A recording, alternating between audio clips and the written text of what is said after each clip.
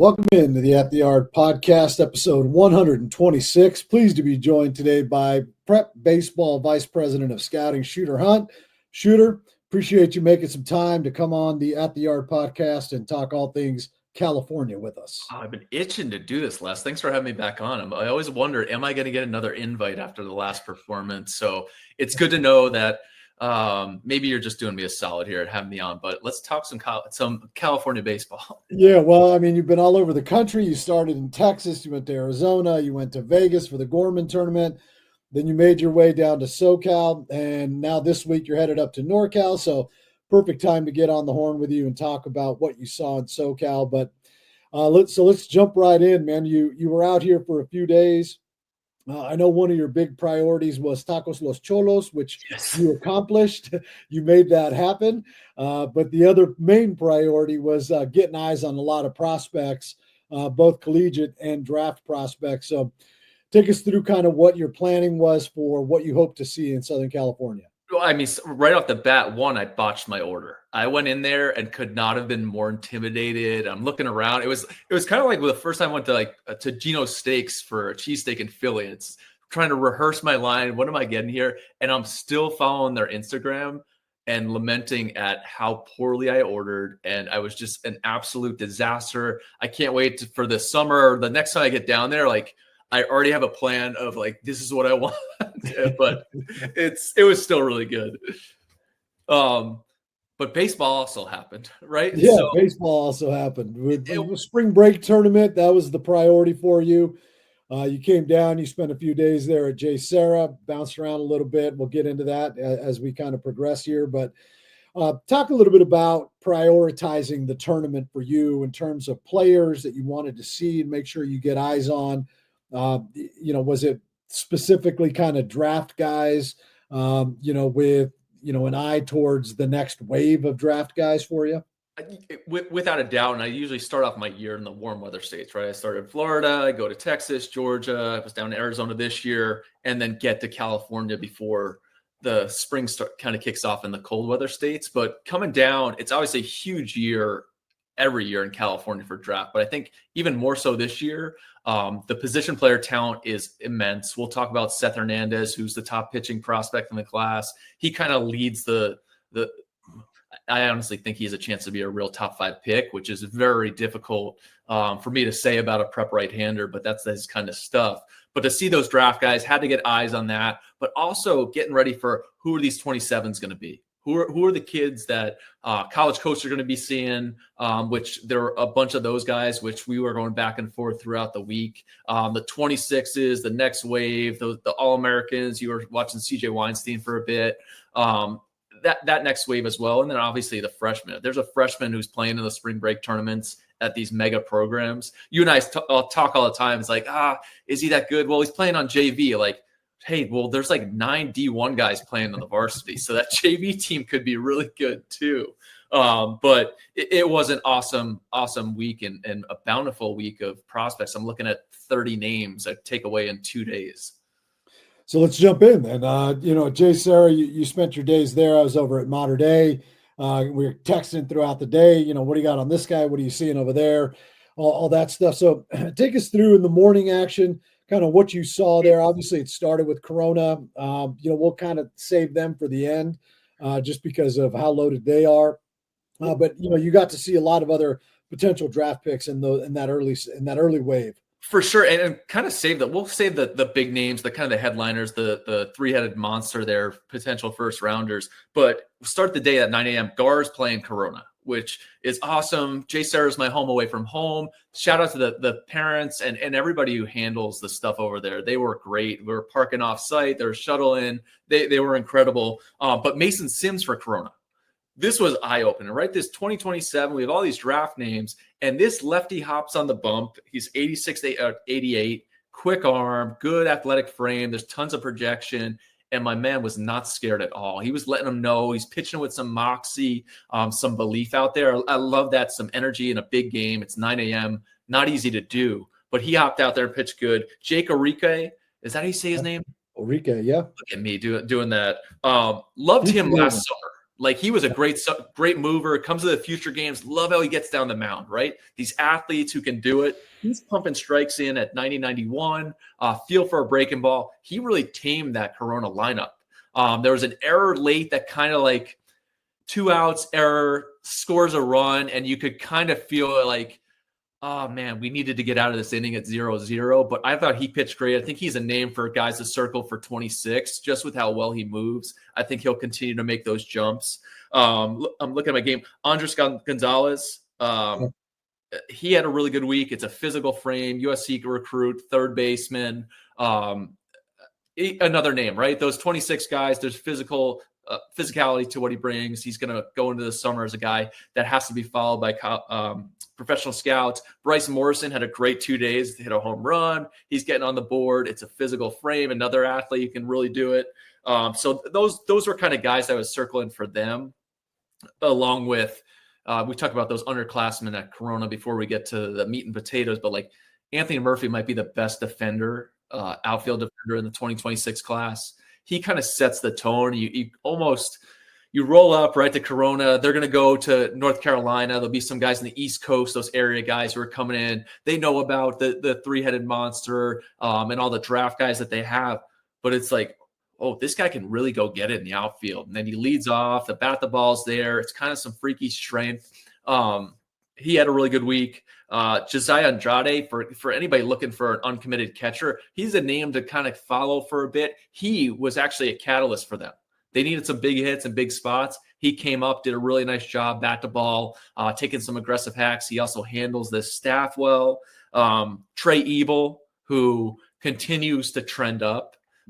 He's more physical, just like his brother we'll talk about in a sec, but like some really good players to kind of start things off in that first slot. But I was blown away by Enrique and Mason Sims, especially. Like, geez, that's a guy. He goes on my must-follow list. Like, if you're a national, whether it's on the West Coast, Big West, Pac-12, SEC, ACC, this guy's a must-see because he can pitch and he's not scared.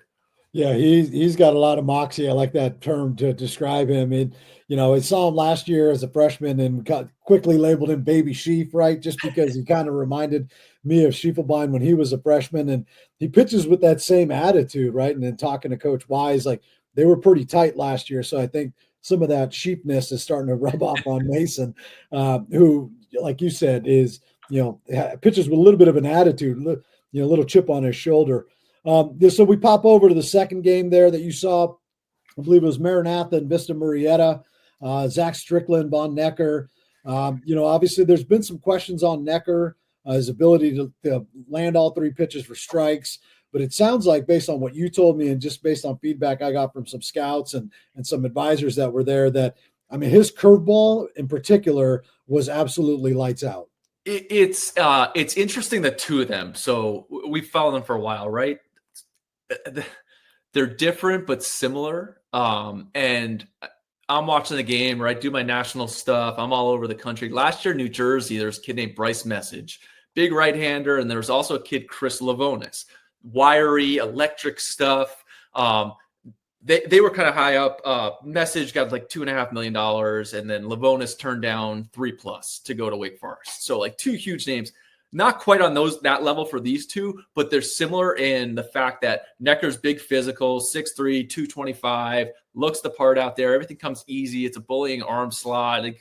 Everything just jumps out. But you talk about the secondary really looked good. It was sharp. He did a good job in this setting, and kind of the floor set there. Like, hey, this guy can go off and do some good stuff. It's a pretty good athlete. He's in the lineup to the same extent as Strickland, who, if somebody told me Strickland's throwing 100 in the next 18 months, I would definitely believe it. It's just such a dynamic mover. Everything comes out easy. We've always loved the fastball. I don't think the secondary is ticked up to quite the extent to where we're banging on the door saying, like, this is a top 2 rounder. But he's a guy, just because it's so athletic, you want to bet on. And it's funny watching the games, like, who would I rather have, this or that? And I did the same thing with Message and Lavonis a year ago. It was like, which guy? And I kind of equated those two to, it's kind of like Garrett Cole and Trevor Bauer. They are different, but they both have big stuff. But it was a really good showing for Von Necker, who we've always thought has a high ceiling or a high floor, to where He's always had that big arm. He's always throwing that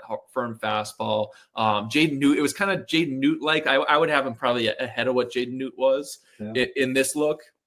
But both outstanding guys in that lineup. I think Josh Proctor for Maranatha had a good 2 days for me. He's committed to Oregon State, and I'm watching. There's a little bit of rawness, but he got off some big hacks. He's obviously 6'3", 210, looks the part. And I start envisioning, like, if this goes off to Corvallis, this kind of fits the mold of what they've had a ton of success with at Oregon State, to where, hey, maybe this guy wasn't a top 40, 50 pick coming out of high school, but all of a sudden you're looking at a guy who explodes in college. So like that's a name that I'm following really closely from there. And then even I'm looking over at some of my notes. Tatum Reeves hit a hole. Like, he was a guy I saw last summer, kind of coils with some twitch to the plate. I didn't get a chance to see him catch, but like, I'm sure I'll be doing a ton of that this summer. But really it was those arms, right? Von Necker, Strickland, we've always known they got the big arm talent. How do they make those jumps? Necker's secondary is a little bit more advanced than Strickland's in this setting, but shoot, Strickland has so much electricity he can bring. So you had the chance to see Strickland at the Pro Case last year, and so I'm curious, like, from last summer to where you saw him a week or so ago, what sort of changes have you seen? Do you see in kind of that upward trajectory with not only his stuff, but, physically, with his ability to land strikes with all pitches? Yes and no. Like, it's not yet a wipeout, but like, there's definitely the ingredients. So who's the kid? He was a Pro Case kid again, who's at Oregon. He's starting on Sundays for them. Shoot, I can't remember his name. Stokes? No, it's not Stokes. It was the other. Anyway, he had explosive stuff at the Pro Case, and it's one of those things behind the scenes we're circling, like, hey, it may not be there right now, but this guy moves into a bucket that not many people can get to. He's got some unteachableness of just about his physical attributes, like just the way the arm works and the way he moves, where if somebody paid him right now to get him away from school, I would understand it, because that upside is clearly there.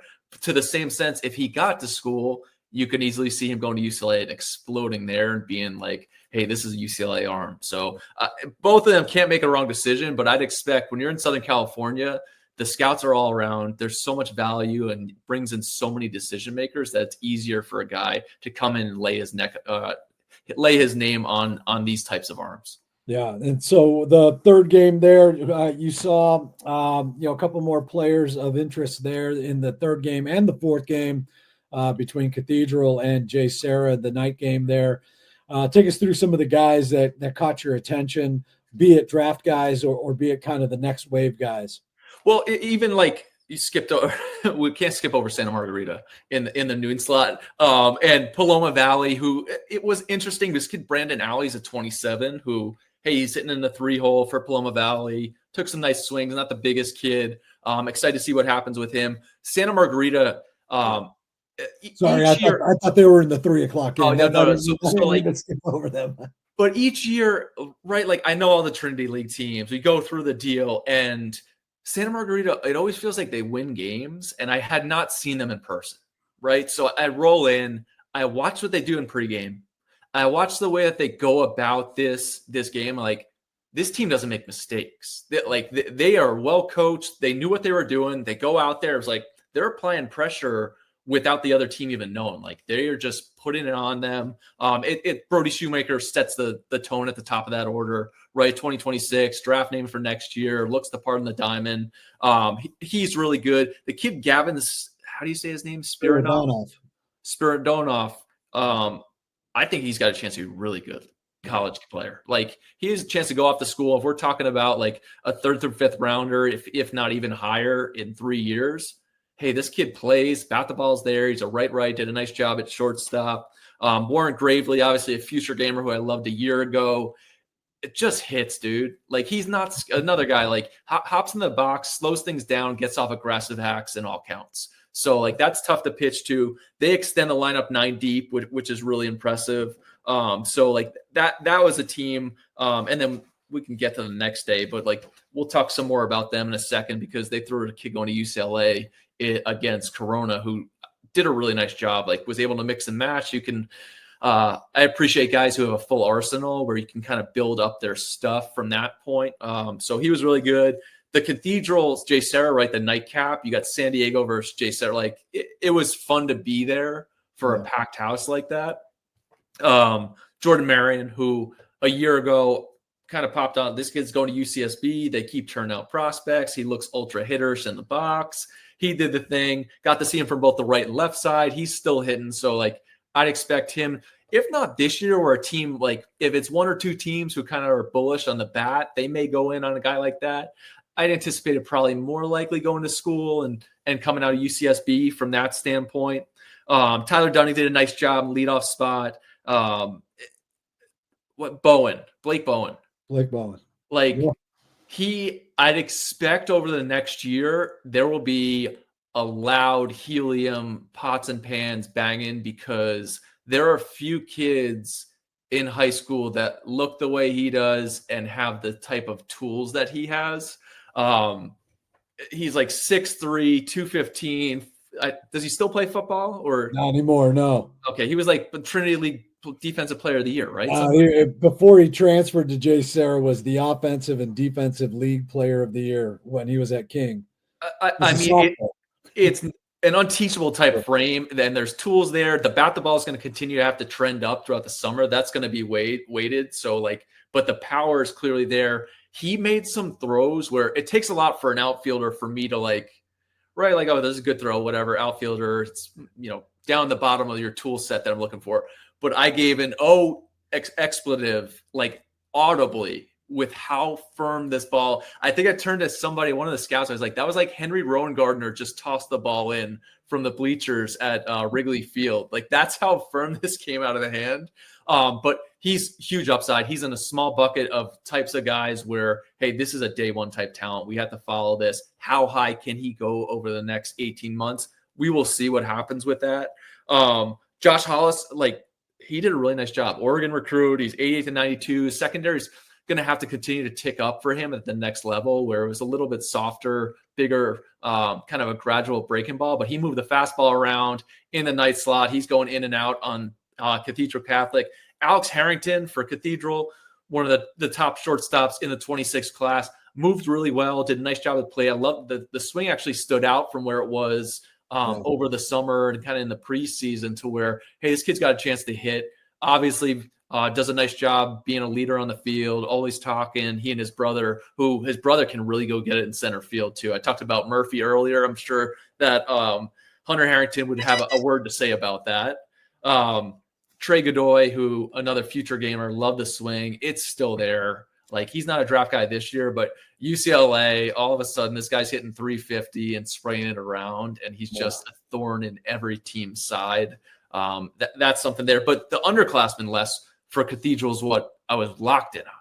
Yeah. And I think I'm texting you during like these guys need to get to that future games trials because they have a chance to do some stuff. They don't want to get in front of some of these national names. But it was really impressive. The kid Max Stewart was the guy. Will Blanton, but Max Stewart's super physical. Kind of wrote down my notes like Jace Lavalettes at Texas A&M, big draft guy right now. It was a similar frame to him in his sophomore year. Really good athlete, physical. You probably imagine that he plays football, but I don't know if he does. But those were some guys that I was looking for them. They had this kid, and I learned this kid, Ty Daniels, who's a 2026 uncommitted. Sounds like he moved here from Australia. And it was just super twitchy, bouncy, high-waisted, gets out of the box well, at the plate, bat the ball, hops on the mounds up to 88. He's not the biggest frame kid, and there's some rawness to it, but there was some electricity. And he like got hits, and it was like, I don't know where this kid will play, but some schools are going to want to check out what he's doing because it kind of seems like he can move all around the field. Yeah, I'm talking a lot. Sorry, Les, but like those were some guys. Like I just had so much each game, and they were good baseball games, right? 𝕼𝕳𝕕 comes out, you know what Brett Kay is going to bring to the field. They do such a great job with that program. Cathedral looked the same way. They're getting after it, but Hollis really kind of shut them down. Did a nice job. I'm glad you got a good look at Hollis because, I mean, I think the upside there is pretty high with the frame. I mean, he's got a ton of room for, added strength and, the floor is maybe not as high as some of the other guys, as you mentioned there, like a Necker. But I think the ceiling is pretty high, given the ability to add more strength and the stuff plays now. And if he can fine tune a couple of things, I think coming out of Oregon, he's going to have a real shot in those kind of 3 to 5, 6 rounds. Wouldn't you say? Yeah, I think Hawk can do some stuff with him up in Oregon, but and we'll get back to like that spring break stuff. Like I got a chance to see Franklin up in NorCal too. I'll see them again in whenever I see them, whenever this is going out. But like Dylan Wood pitched really well in that, but like Kyle Pott was a kid that I didn't know about. And he hops the mound. He's 6'6". I loved everything about him. You look, he's UCSB. What Checkets and those guys have been able to do, I'm circling him like I love the way this guy moves. This guy needs to be followed. He can make a huge jump. And next fall, we could be talking about him at 94 to 96 on campus. Everybody's buzzing about him as a weekend guy. But he was really good. I'm just going through, like flipping through my notes. This is the Vegas tournament. This was the Vegas tournament, which it was very, I mean, Jason Harris, Dylan Minnity, getting a chance to see those guys. But like another, like the second day Gar played, they threw out a kid, Carlos Munoz, and 2027. And was he a 28? Which I think he's a 27. I think he's 27. But it was like only 83, but he was moving really well. The arm worked. It was high spin. He stayed behind it. He got swings and misses in the zone on 80 to 83, which is something that I'm constantly noting. Like, hey, this is a good guy to follow. Did a nice job against the Paloma lineup in that game. Justin Allen, who's going to HIU, like he was funky. Like, and I love funky guys who are like, this could turn into something. He's getting swings and misses. That's always something to look at. Excuse me. Proctor again was. I'm just really bullish. Like if he gets to school, like he would be on like the top going to campus guys. Wow. He's got some unteachable. He did a nice job in center field. Like I know he was an infielder. He's kind of gotten away from that, which I think will help him. But in the end, one of the main, if not the main reason that I was there was to make sure I saw Seth Hernandez. Right. And well, before we dive too deep into that, you and I had the chance to get over to their practice on that Monday and you watch, full team BP and chat with Coach Wise a little bit. And you and I have always had this conversation about Seth. And it's like, I think people undervalue just how freakishly athletic he is. We saw it in the All-American game in September when he stole second base, scores from second on a base hit. And like he can really go get it in the outfield. I mean, I saw that in the championship game of our tournament last spring, where he threw out Derek Curiel by a step and a half, running 35 yards to his right. I think a lot of people undervalue his athleticism, but you see that athleticism on the mound. But before we dive too deep into what you saw on the mound, tell me about what you saw at that, that BP session, right? Because it was like you said, you're like, dude, they're going like 10 rounds. Oh, it was. I think they went like 5 or 6 rounds of like 7. One, that's amazing for me, right? Like I'm trying to take notes, get some video, do it all. Is like, this is like a buffet here. But they started off with like JV guys, telling Coach Wise, I'm like, yo, these JV guys are raking. Like I'm pulling my camera, like, who is this kid? Les, who is this guy? Like, this is a good swing. So like the cupboard's not bare over there at Corona. Right. If you think next year's your chance to get them. But it was good to like just see the bats. Like Billy Carlson steps up the plate, the advancements that he's made in some areas. He's showing off the power where like, oh, is Billy going to hit? Like, dude, he's putting balls on the school. Coach Wise is telling me they're building a net because the teachers are upset about all the balls that are going over there. Brady Ebel steps up, just talking with him in person. One of the big reasons with Brady, like had so high for so long, really bullish on the chance to be a first rounder. He's one of the youngest kids in the class, right? He'll be 17 on draft day. Getting up close to him just from the All-American game in Miami in September to where he is now, it was physically like, whoa, when did you get? Oh, you're like legit, maybe a 6'3". Okay, you're starting to fill out. Where will this be in another year? And then he steps in, the power production, that poor tree in right center at Corona was just getting abused for a while there. But the hands work. I love the way that he was moving through impact there. He and Billy, like in game those 2 days, didn't get like the loud production of it as it was in the back half of the week where Billy kind of came into play. I thought a little more lungy from Billy where like that forward movement, controlling it, seeing it, hey, calming down a little bit, right? You can get a little over anxious, want to prove everything. Got to watch Royce Lewis my first year going down there. I think he was like 0 for 12 going into the last day. Like the guy was the first overall pick. But Billy calmed things down, controlled that forward movement. He's able to get more stretch. He and Brady have way different swings. Yeah. And kind of the approach is different. Brady is way quieter. Will kind of slow things down where Billy's dynamic in the box. He's able to really drive the ball to right center, but it was nice to see him in BP at the school, like the pull side, like, oh, there's some sneaky pull side power. I always looked at to Bryce Terang with Billy and just the defensive work. You know how much I love SoCal shortstops. Yeah. And then for 4 years, since he first came to that Future Games, right? And we were like, this is the best player in the country. This kid's unreal. Like everything he did, hopping on the mound, he does so much. But that attention to detail and that tunnel vision that Billy Carlson brings out the diamond is what I think all these pro organizations are going to love, right? Like, hey, we can count on this D. This is a special defender where he stays, which the in-game, I think I videoed his pregame. The in-game was even better. He's making every single play look easy. Brady does it. It's awesome that Coach Wise has them both at shortstop throughout pregame, so you get to see them there. Brady slowing things down, letting his hands be free, getting to see that in the workout was really impressive. And it's the trajectory for Brady Ebel where, hey, he's young. Where could this be in 18 months? Where could it be in 36 months?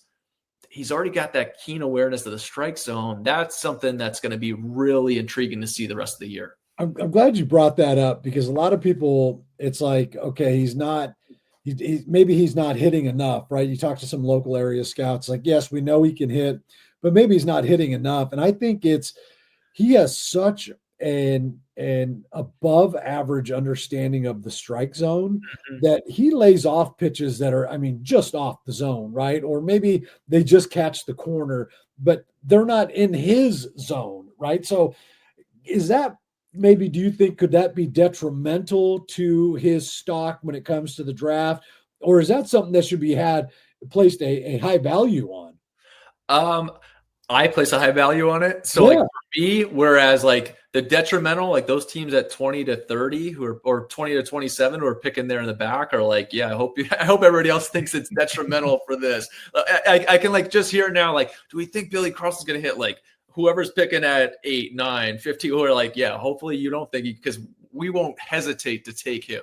Right. And it happens every year. I'm looking at Nick Kurtz, who like had some injury. He drops down. He's doing great with the A's. Caglione, who's with the Royals, goes down to like those guys are blowing up. They're going to be awesome. And those teams, they're just like, oh, we're so glad that they got to us. But with Brady, the hands were a little bit tight, like, which is why I enjoyed seeing BP where he could free up, show off the power a little bit. And it's not just him. Like the draft year is so tough, right? Every time you come to Corona, one, you're getting everybody's best shot, which Hayden George gave them his best shot. And the game I watched it, like Hayden George was throwing like multiple different pitches. He's sinking it, moving out. It was a really difficult look for a high school hitter, especially a high school hitter who's got 60 guys locked in. They know that he's there. It's not easy to be Billy Carlson. It's not easy to be Brady Ebel. It's not easy to be Seth Hernandez, Ethan Bingaman, any of those guys that are in the draft focus right now. So it's like following, like, what do they do? Okay, they handle themselves well, got off some good swings, but those guys, the more they get into league play, I think the better it will be because it becomes all about winning. And I think that's what really helps separate them is they just want to win. They want to be special. They want Corona high. Everything else will figure itself out. Yeah. So let's talk about Seth. You talked on a recent podcast with David Seifert about how you feel that he can be a top 5 pick, you know, the stigma of the prep right-hander. I get the sense that the industry is kind of maybe pushing aside from that notion with Seth as it relates to Seth, right? I mean, some of the things he does is just special, right? And obviously, if you're going to be in that conversation, it's going to be a special player. However, there's still that stigma of being the prep right-hander, and nobody wants to miss on the prep right-hander early in the draft. Yeah, no, nobody wants it, but you want to hit on Jackson Jobe. You want to hit on Zach Wheeler. There's a lot of guys you do want to hit on, and there is value in it, right? Yeah. If you hit on those guys, this is what we're thinking. And you talk about the delivery, and like I put up a tweet with the slow mode because I've always, I think in the article I talked about like Jean-Claude Van Damme, just like the ease and awareness of movement patterns is just like so elite to be on there. I feel like he can hold his balance point for like days, if not weeks. And he can. And what's exciting about him is just the advancements he's made, but like the fact that I still think he can get better. And I think he has the aptitude to get better. I think the secondary is really good in this look. I actually went back into old notes with his changeup, which was so good at the PBR Cup at Lake Point years ago with BPA when he was just dropping that thing out of the clouds, like the parachute that I got a chance to see. But he just continues to trend up. Actually, since that podcast I did with Seif, I started thinking about like Hunter Green, right? Hunter Green's having so much success. And then I think back to that year in 2017, like the buzz, like, oh, Hunter Green, his fastball gets hit, right? Like you're never as big in your own backyard as you are in the rest of the world. So Hunter Green, like, yeah, it's fat. He gives up 3 hits a game, whatever it may have been back then. It's like Hunter Green's doing more than okay for himself. So like you want to hit on a guy like that, right? Right. Yeah. It's pretty intriguing to me, all the chatter of where these guys have a potential to go. Nothing to mention about the fact that, they could be the first high school ever with 3 first rounders and, all of those other kind of curious things. But it really is interesting. And like it always, as you get later on, you start hearing about the negative or the detriment. What can't this guy do? Like all of a sudden, like, oh, we love him all spring. And then it's like, maybe he can't do this. Oh, his foot speed's here. Oh, he's still a prep right hand. Like all of it's smoke and mirrors. Somebody will like these 3 in the end. And even Bingaman too, who's a really good athlete who got some barrels off. He and Seth actually like had huge hits in the games where I'm watching, but Bingaman's got crazy electricity on the bump. And like, we'll see. Does he want the draft? Does he want to go to Auburn? Because I could see him in the SEC just hunting whiffs. Yeah.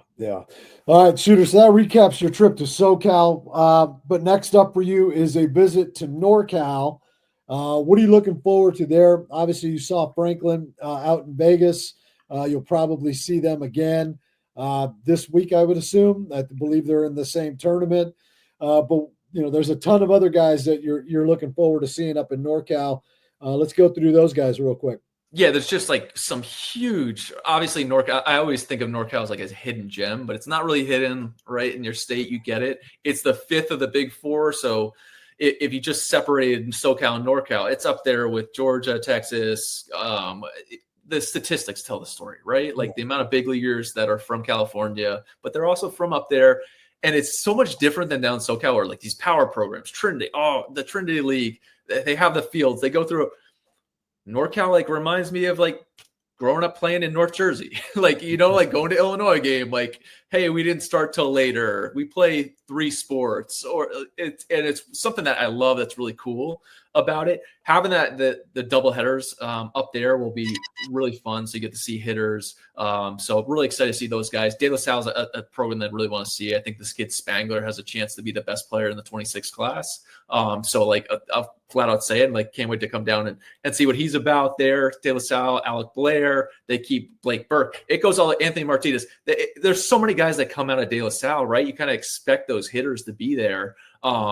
But they also have arms. There's a bunch of guys kind of in the mix, Archer, Horn.